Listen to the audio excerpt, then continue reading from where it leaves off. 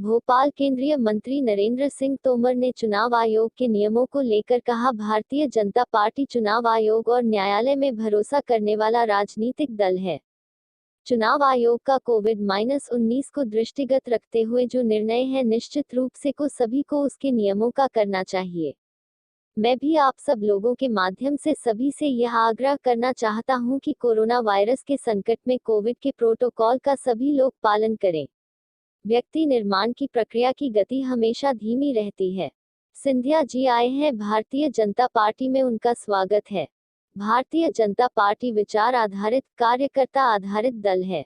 वह हमारी परंपराओं से, क्रियाओं से, पद्धति से परिचित हो रहे हैं और मुझे पूरी आशा है कि वह भारतीय जनता पार्टी में समरस होंगे। राहुल गांधी ने दिल से माफी मांगने की बात नहीं कही है। राहुल गांधी दो पक्षीय बातें कर रहे हैं।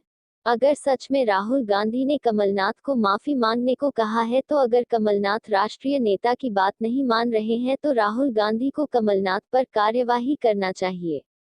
हमारा स्तर नहीं गिरा है, कांग्रेस स्तर गिराने की कोशिश कर रही है।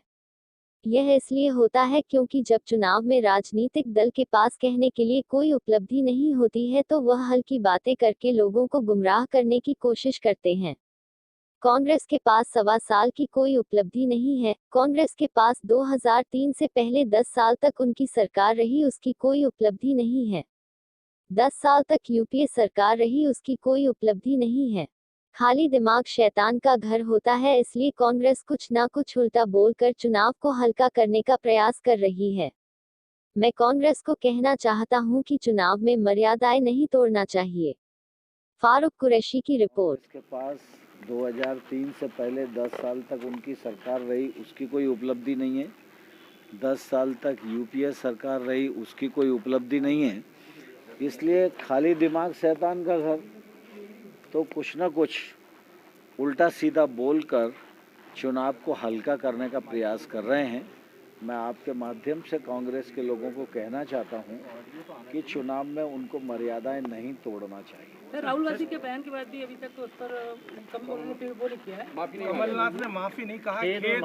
खेद और माफी के बीच में मामला अटक गया है। राहुल गांधी ने दिल से माफी मांगने की बात नहीं कही।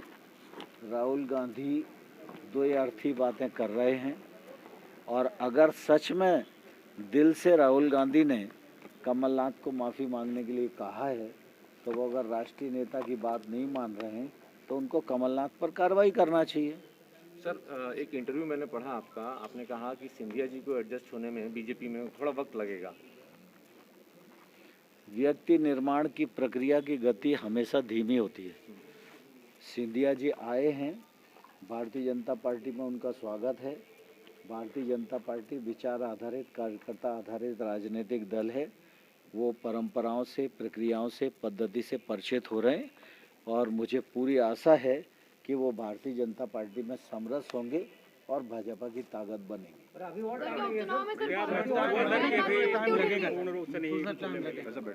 कुछ ऐसा महसूस हुआ कि पूर्ण रूप से अभी नहीं घुल पा रहे हैं, थोड़ा टाइम तो मुझसे अपनी बात क्यों कहलवाना चाह रहे हैं? जो मैं कह रहा हूँ वही समझो ना। कितनी सीटें वहीं तक कांग्रेस तो करीब पूरी 28 ले जाएंगे। हर जुर्म पर होगी पैनी नजर, हर लम्हे की दिखाएंगे खबर। खेल के मैदान से लेकर अपराध की काली गलियों तक, राजनीति के रसूख से लेकर बाजार के वजूद तक, टीआरपी के बवंडर से बचकर कराएंगे सच से सामना। हर खबर की होगी पूरी तहकीकात, क्योंकि हम हैं जुर्म से